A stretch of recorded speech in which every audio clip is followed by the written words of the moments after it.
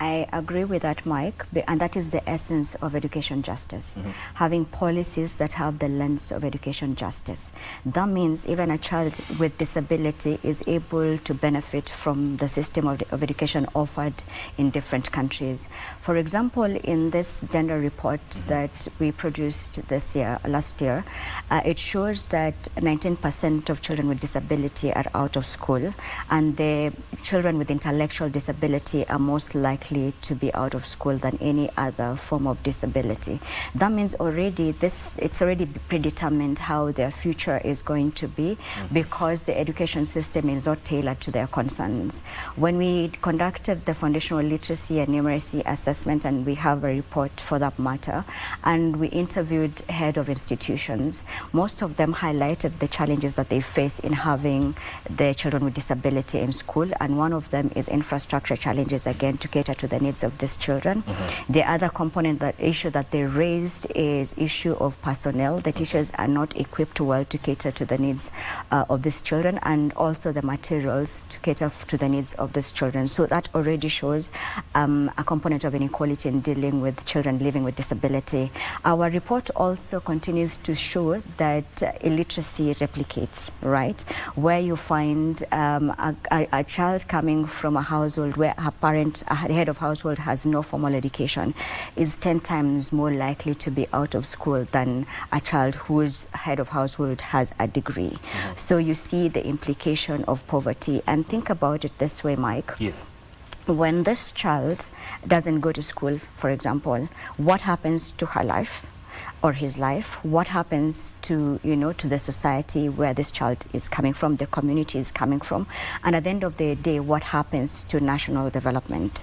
Because as we all know, we are here because we've got an aspect of education. We've gone through an education system. That's why we can engage, we can communicate, we can collaborate. The skills that CBE is actually applying in schools. So you can imagine, if that doesn't happen in the society, there will be segregation in the society, where you have the haves and have-nots. And what does that mean to the economic growth of a country? Because when someone goes through an education system, it's more than just employment, where you're looking forward to just getting through the education system and you get employed, get a job. But it's a place where you gain knowledge. It's a place where you gain skills like collaboration, creative thinking, critical thinking, creativity, and stuff like that, which make you become a better human being in the society and contribute to it. So when this doesn't happen, then we have a society that is not growing, increased level of crimes, and at the end of the day, you find a lot of children even dropping out of school, because if you don't know how to read, for example, one can get discouraged and at the end of the day drop out of school. And if we have dropouts in the country, what does that mean? Because I normally think, let's think of posterity, beyond now. Whatever seeds we are planting now, we're going to reap them in the next 5 years, for example. What kind of people will we have in our society in terms of professions, in terms of people living in our society? And one of the things I'd like to mention in terms of policy, we have the re-entry policy for teenage mothers, right, in the country.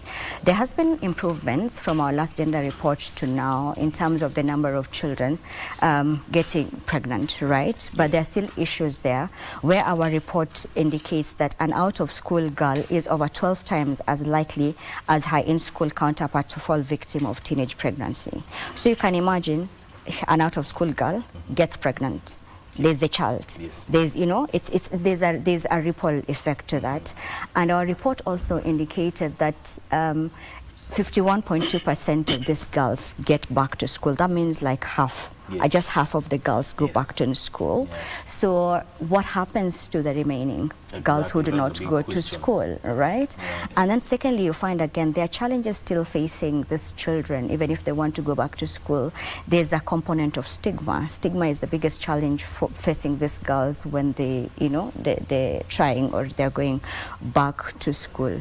And even we spoke to the management of the head of institutions in terms of the challenges they also face at that level.